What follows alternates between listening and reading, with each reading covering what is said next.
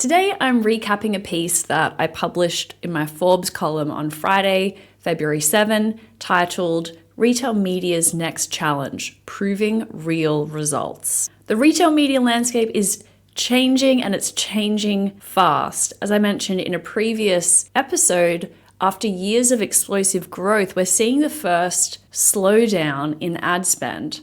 The IAB is projecting that growth will drop from 25% in 2024 to about 16% in 2025. So we're still growing, and we're growing more than any other digital advertising category, but the pace is cooling down, and it's bringing a crucial issue to the forefront, which is transparency. Let's jump into it. Good morning and welcome to the Retail Media Breakfast Club.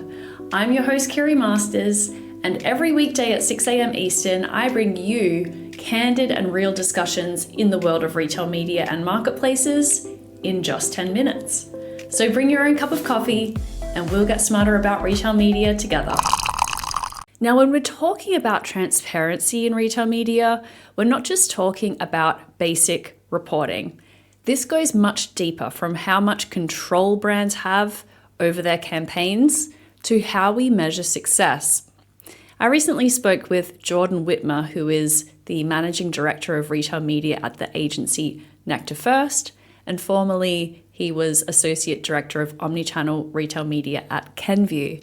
And Jordan told me this story of something that was happening in late 2023. And this is kind of crazy to me, but advertisers started identifying and avoiding poorly performing ad placements for a specific retail media network. And they were seeing poor performing placements based on viewability metrics. And what this one retailer made a really surprising move. Instead of improving those placements, they simply removed advertisers' ability to choose specific placements altogether and forced everything into a single bundle where these low performing placements would be piled in there and still monetized and averaged into reporting. And that's the kind of actions that really undermine the credibility and transparency of retail media networks to the people and brands who are actually buying those ad placements.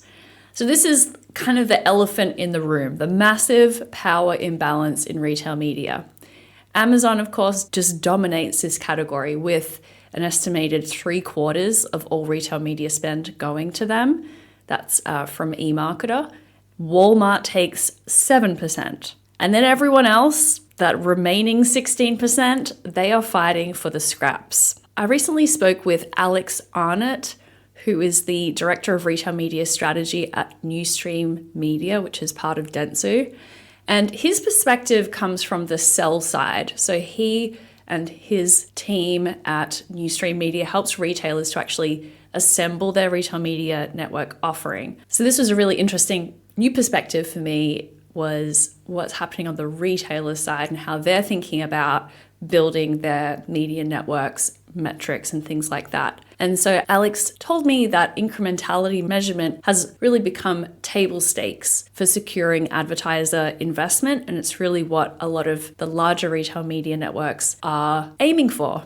But the current state of play is that each retailer defines incrementality differently. And while the basic concept remains the same, the measurement approaches and the attributes that they're using to measure incremental ROAS and the like vary pretty widely. Let's talk about another aspect of transparency, which is self-service capabilities. And from Alex's perspective, giving advertisers the ability to self-serve in a number of different areas is truly key for transparency between advertisers and retailers. So there's 3 key areas where self-service can be built in to enhance transparency. One is around media buying. So this is at the most basic level. Not surprisingly, advertisers want the ability to directly control their campaigns.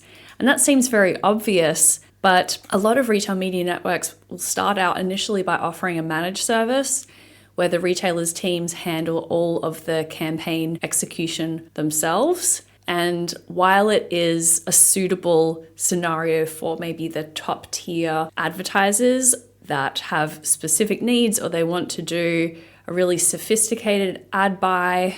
There are certainly use cases where this makes sense, but for the sort of majority of advertisers, it does create some bottlenecks and frustration for sophisticated advertisers who are used to immediately, be able to click and buy media through, Google, Meta, Amazon, all have this self-serve capability. So beyond the use case of maybe offering special inventory, special placements around banners and displays and big custom activations, some retailers beyond those use cases still insist on managing campaigns themselves, which slows everything down and reduces the longer tail of advertisers who would otherwise like to work with that retailer. So the second aspect that must be self-serve is around creative assets. And this kind of blew my mind when Alex shared this with me, is that some retail media networks still require brands to pay them to create campaign assets. And so this will be like, a asset for an ad needs to be in a specific dimension or meet some certain requirements.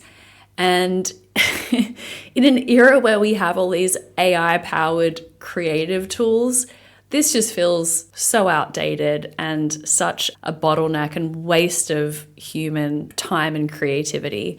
And so certainly on his side, as he's advising these retail media networks, he is advocating for them to adopt technologies that make that a native automated capability on the retailer side. And then third, reporting access. So a lot of the more established and sophisticated networks offer real-time performance data, but many still rely on manual processes, sending a literal email every week or every 2 weeks, depending on your ad spend.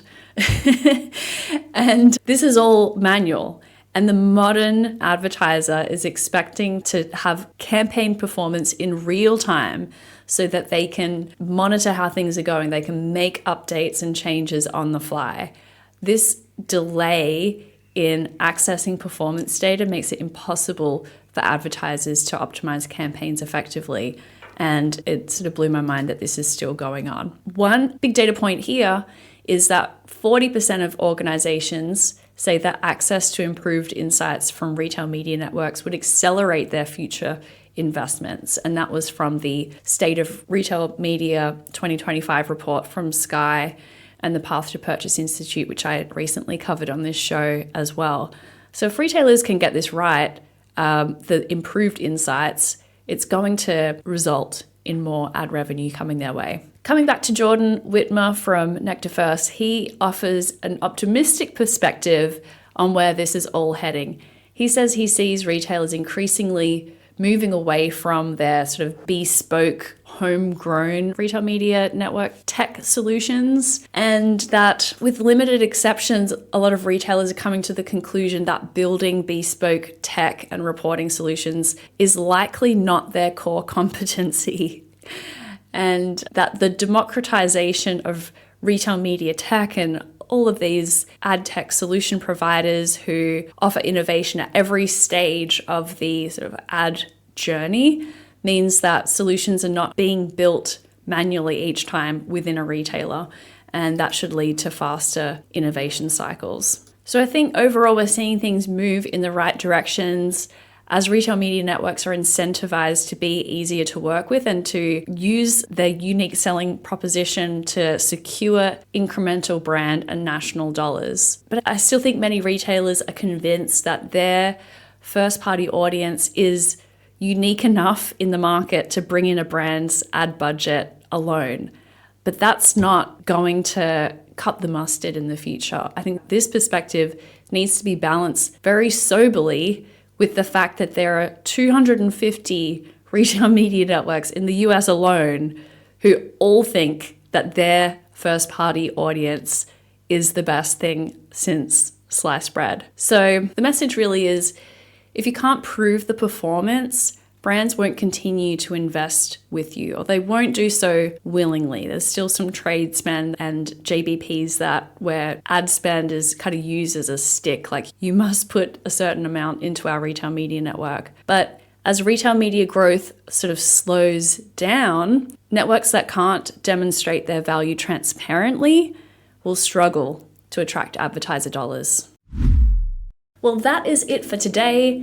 I hope you enjoyed this episode of the Retail Media Breakfast Club. We meet here every day at 6 a.m. Eastern. So be sure to subscribe and get your daily dose of insights, trends, and hot takes in the world of retail media and marketplaces.